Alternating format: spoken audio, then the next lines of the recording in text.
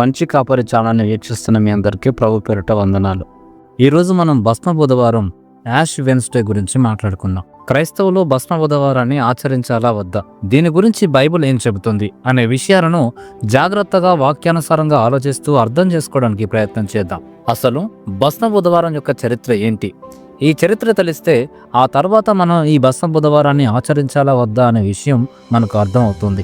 అయితే ఈ అంశంపై మనకున్న సందేహాలు తొలగిపోవాలంటే ఈ వీడియోని మొదటి నుంచి చివరి వరకు ఒక క్రమ పద్ధతిలో ఎక్కడ విస్మరించకుండా ధ్యానించడం చాలా అవసరం. కాబట్టి ఈ సందేశాన్ని పూర్తిగా విన్న తర్వాతనే మీ విలువైన అభిప్రాయాన్ని కామెంట్ రూపంలో తెలియజేయగలరని ప్రేమతో మనవి చేసుకుంటున్నాను. అసలు ఈ భస్మ బుధవారం ఏంటి? క్రైస్తవులు ఎందుకు ఆచరిస్తున్నారు? దీనిని పాటించమని బైబిల్ ఏమైనా చెప్పిందా అని మనం వాక్యంలో నుంచి ఆలోచిస్తే భస్మ బుధవారాన్ని క్రైస్తవులు పాటించారని బైబిల్ ఎక్కడ కూడా చెప్పలేదు. అయితే ఈ ఆచారాన్ని మనం ఎందుకు ఫాలో అవుతున్నాం? ఎందుకు క్రైస్తవులు వీటిని పాటిస్తున్నారు?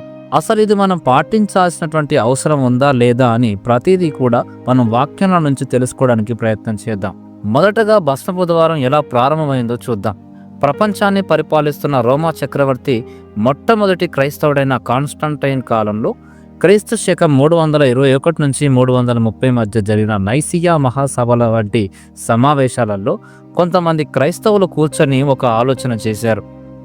యేసుక్రీస్తు ప్రభువారు మన కోసం చనిపోయి తిరిగి లేచారు కదా, ఆ శ్రమల దినాలకు ముందు మనం ప్రాయశ్చిత్త పడాలి, మన మనసులను సరిచేసుకోవాలి అని వారు మొదట 40 గంటల ప్రార్థన చేయడం ప్రారంభించారు.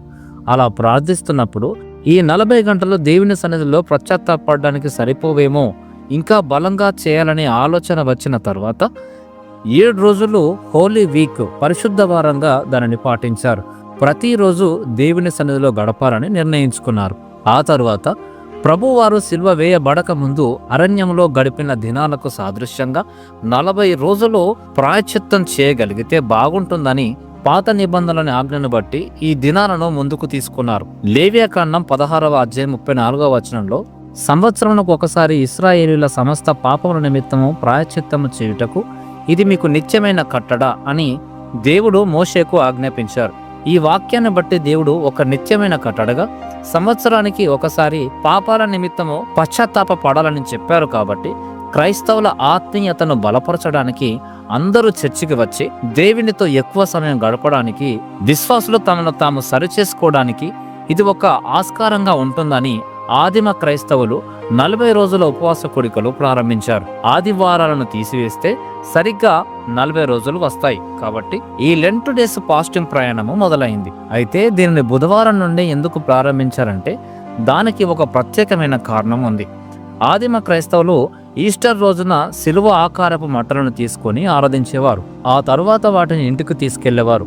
ఒక వారం తర్వాత ఆ మట్టలన్నీ ఎండిపోయి వాడిపోయేవి. యేసు ప్రభు తిరిగి లేచిన 50 రోజుల తర్వాత పెంతెకొస్తు పండుగ నాడు సంఘం మీదకు పరిశుద్ధాత్మ దేవుడు వచ్చిన దినం కాబట్టి ఆ రోజున ఈ మట్టలన్నిటినీ తీసుకొని వచ్చి కాచి బూడిద చేసేవారు.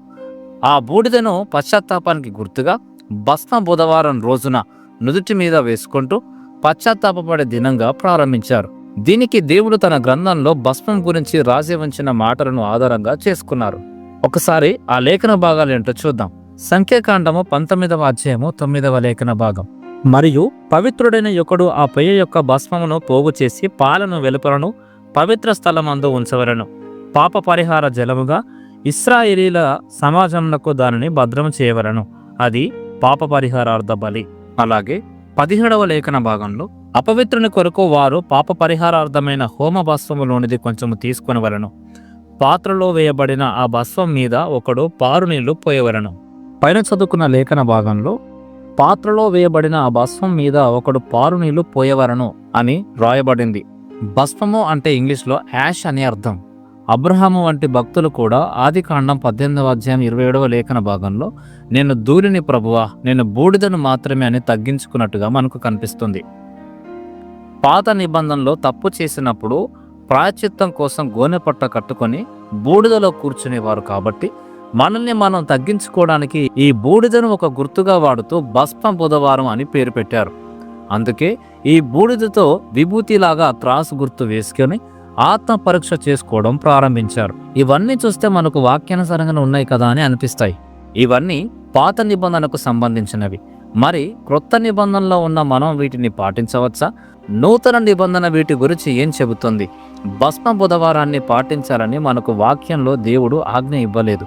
కాబట్టి ఇది ఒక ఆచారంగా వచ్చిన విషయం. అయితే దీనిని క్రైస్తవులు పాటించవచ్చా అంటే ఇది ఎవరికి వారు వ్యక్తిగత ఆత్మీయ నిర్ణయం మీద ఆధారపడి ఉంటుంది. ఏ సంఘం అయితే భస్మ బుధవారం లేదా లెంట్ దినాలు పాటిస్తున్నారో అందులో ఎటువంటి అభ్యంతరం లేదు. ఇది దేవుని కోసం చేసేదే కాబట్టి ఎటువంటి ప్రాబ్లం లేదు. కానీ దీనిని ఆచారంగా చేస్తేనే ప్రమాదం. ఆచారాలను దేవుడు ఇష్టపడడు. దీనిని ఆత్మీయంగా చేయాలి. కొత్త నిబంధనలో శుద్ధీకరణ ఎలా వస్తుందో హెబ్రీయులకు రాసిన పత్రికలో పౌలు గారు తెలియపరుస్తున్నారు. హెబ్రీయులకు రాసిన పత్రిక 9వ అధ్యాయము 13, 14 లేఖన భాగాలలో ఇలా రాయబడింది. ఏలయనగా మేకల యొక్కయో ఎడ్ల యొక్కయో రక్తమును మైలపడిన వారి మీద ఆవుదూడ బూడిద చెండుటయు శరీర శుద్ధి కలుగునట్లు వారిని పరిశుద్ధపరిచిన ఎడల నిత్యుడగు ఆత్మ ద్వారా తన్ను తాను దేవునికి నిర్దోషినిగా అర్పించుకొనిన క్రీస్తు యొక్క రక్తము నిర్జీవ క్రియలను విడిచి జీవము గల దేవుని సేవించుటకు మీ మనస్సాక్షిని ఎంతో ఎక్కువగా శుద్ధి చేయును. పైన చదువుకున్న లేఖన భాగంలో రాయబడినట్టుగా పాత నిబంధనలో ఆవుదూడ బస్తము శరీర శుద్ధిని ఇచ్చేదేమో కానీ ఇప్పుడు క్రీస్తు రక్తము మన మనస్సాక్షిని పవిత్రపరుస్తుంది. కాబట్టి ఆచరించవచ్చా అంటే ఆచారంగా కాదు, కానీ ఈ ప్రార్థనల ద్వారా మీరు దేవునికి దగ్గర అవుతారు అంటే ఇందులో పాల్గొనడంలో ఏ తప్పు లేదు. చాలామంది ఇది ఆచారమని విమర్శిస్తూ ఉంటారు. కానీ ప్రార్థన కూటాలే కదా, జరగనివ్వండి. ఆ ప్రార్థనల ద్వారా ఎవరో ఒకరు రక్షణలోకి వస్తారేమో. ఎవరు తమ పాప జీవితాన్ని విడిచిపెట్టి ప్రభు వైపునకు చూస్తారో మనకేం తెలుసు?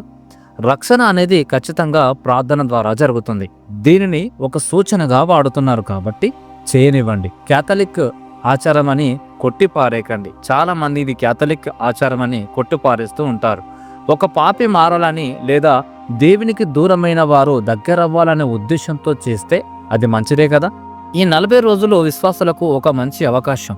మీ చర్చిలలో ప్రార్థన జరుగుతుంటే ఆచారం అని దూరంగా ఉండకండి. కొంతమంది సిద్ధాంతంగా ఉంది, కొంతమంది ఆచారంగా ఉంది, బైబిల్లో ఇది లేదని మీకు చెప్పి మీ సంఘానికి మిమ్మల్ని దూరం చేస్తే ఆ మాటలు వినకండి. అయితే దీనిని ఆచారంగా కాదు, కానీ ఈ ప్రార్థనల ద్వారా దేవునికి నువ్వు దగ్గర అవుతావు అని నీకు అనిపిస్తే ఖచ్చితంగా ఇందులో ఎట్లాంటి ప్రాబ్లం లేదు. కాబట్టి మీ సంఘాలలో మీ ఆత్మీయ తల్లిదండ్రులు ప్రార్థనలు ప్రారంభించినట్లయితే ఖచ్చితంగా పాల్గొనండి. దేవుని సన్నిధికి వెళ్ళి ఆయన మాటలు వినండి. లోకంలో పాపం పెరిగిపోతున్నటువంటి ఈ రోజులలో పశ్చాత్తాపంతో దేవుని దగ్గరకు రావడం చాలా అవసరం. మీకు ఇది ఒక మంచి అవకాశం అనిపిస్తే ఖచ్చితంగా ప్రార్థనలో పాల్గొనండి. ప్రభులో బలపడండి. ఈ సందేశం మీ ఆత్మీయ జీవితాన్ని బలపరుస్తుందని నేను విశ్వసిస్తున్నాను. మన ప్రభు కృప మనకు తోడయుండి మనల్ని వాడుకొనుగాక. ఆమేన్.